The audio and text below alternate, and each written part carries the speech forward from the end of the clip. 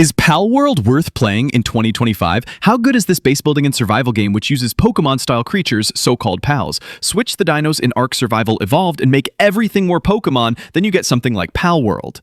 In 2024, the gaming world was rocked by the arrival of a bizarre, controversial, and utterly captivating title, Palworld. At first glance, many dismissed it as a meme or a blatant Pokemon ripoff, an open-world game where cute creatures carried guns and worked in grim factories. But behind the memes and the headlines was a game that, love it or hate it, had something unique. And by 2025, it's evolved into something even more intriguing. Palworld launched into early access with a bang, quickly climbing to over 1.5 million concurrent players on Steam. That surge wasn't just hype, it was a genuine moment in gaming. Players were fascinated by the strange hybrid experience it offered. It took familiar monster-catching tropes and twisted them into something darker and more survival-oriented. This wasn't your cozy Pokemon adventure. This was closer to Rust or Ark, complete with hunger, base building, combat, and a brutal world that didn't hold your hand. It borrowed elements from Breath of the Wild, layered them with resource management and a surprisingly complex ecosystem, and let players loose in a chaotic world. But success breeds scrutiny, and it wasn't long before Nintendo came knocking with a lawsuit. Accusations flew, comparing Palworld's pals to Pokemon clones.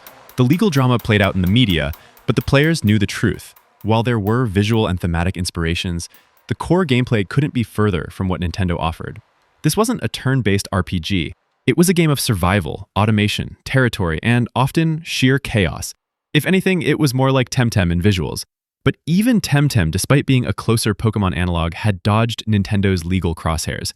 The reason was simple. Palworld had become too big to ignore. As with many viral hits, the numbers eventually dipped. By 2025, the active player base had shrunk to a more sustainable range of around 45,000 to 50,000 concurrent players.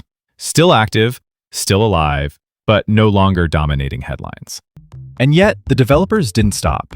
The game kept receiving updates, substantial ones. New maps, new pals, quality of life features, and entire systems were added. The most ambitious of these was the massive Tides of Terraria update, a crossover expansion that added a staggering amount of new content. New islands were added to the map, transforming the world's geography, with biomes like the icy Permafrost Island, the sunny Oasis Island, and the mysterious Ghost Island. Each one brought with it unique styles, resources, and even building opportunities. The realm of Terraria itself became a new focal point, filled with dungeons, creatures, and even armor told directly from Terraria's pixelated world. It wasn't just a superficial crossover. These additions felt integrated, with Terraria's monsters even appearing in the wild as catchable pals, though some weren't listed in the traditional PAL deck. More than just geography changed. The quest system is overhauled, introducing structured main and side missions. Players now had clear goals and paths to follow, from simple early game tasks like placing a primitive workbench to more challenging late game objectives. Side quests given by NPCs added flavor to the world, offering awards like XP and bait for fishing, a newly expanded system that itself became a minigame within the broader survival experience. Pals, the creatures at the heart of the game, also saw a major expansion. Not only were new pals introduced, but existing ones were given B variants, alternate versions with different aesthetics or slight ability tweaks. Fans found joy in discovering these new variants, from redesigned penguins to electric-themed monsters. Raid bosses were added too, offering more challenging combat encounters, often tied to the new islands or dungeons introduced in the update. And with new pals came new tools to manage them. The level cap increased to 65, bringing with it a slew of new weapons, armor, and gear. Tesla rifles, overheat guns, and booster pistols offered advanced combat mechanics, while futuristic armor sets delivered real gameplay bonuses instead of just cosmetic flair. The blueprints for these high-tier items often had to be found in dungeons, encouraging exploration and engagement with the game's most dangerous areas. Base building, always a core part of Palworld, was also improved.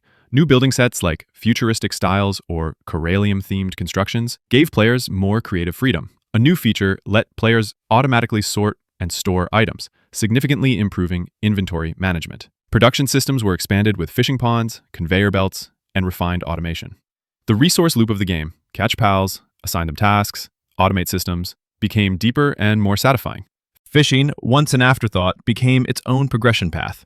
Players could craft different fishing rods and bait, with each tier unlocking better chances at rare aquatic pals. Even some pals were specialized for fishing, offering bonuses to catch rates or initiating mini-games when used. This element added a more relaxed, collectible aspect to the game that appealed to players less interested in combat or PvP. Speaking of PvP, the Arena mode, long neglected, was finally revamped. Now, players could compete in real-time matches against other players or challenge NPCs across multiple tiers: Bronze, Silver, Gold, Platinum, Diamond, and even Master. Each tier offered rewards, giving players a reason to train and test their pals. Spectator mode was introduced too, letting others watch and learn from battles. It was a solid step toward a more competitive future for the game. Customization wasn't ignored either.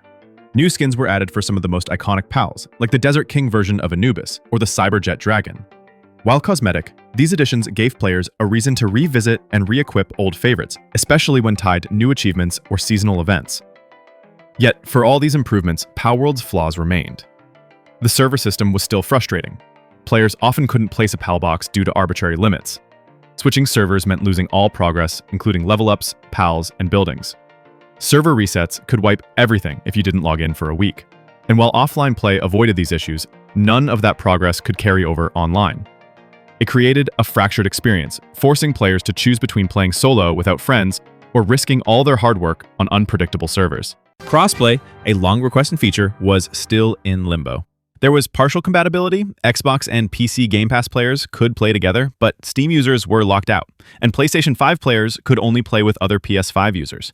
The ecosystem was messy and hard to navigate, especially for friend groups spread across platforms. Despite these persistent issues, Palworld in 2025 remains a fascinating game. It's not for everyone. It's not a relaxing RPG or a nostalgic Pokémon clone. It's demanding, chaotic, and often brutally unfair.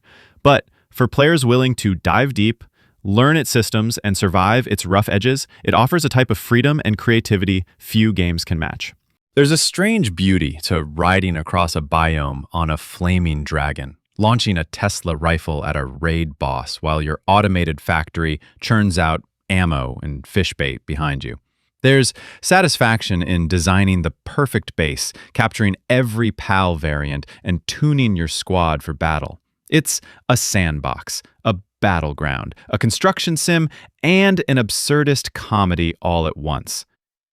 Palworld's developers have proven they're still committed, releasing massive updates like Tides of Terraria and promising more to come. With every patch, the game inches closer to its full potential. Maybe crossplay will finally be unified.